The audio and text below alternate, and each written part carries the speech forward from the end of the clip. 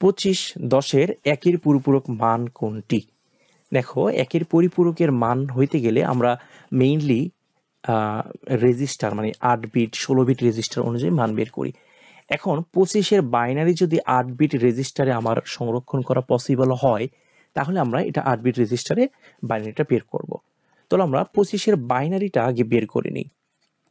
25-এর বাইনারিটা তাহলে 12 দুগুণে 24 1, 6 দুগুণে 12 0, 3 দুগুণে 6 0, 2 একে 2 1 0 1, উপর থেকে নিচে আমরা দেখি 1 1 0 0 1।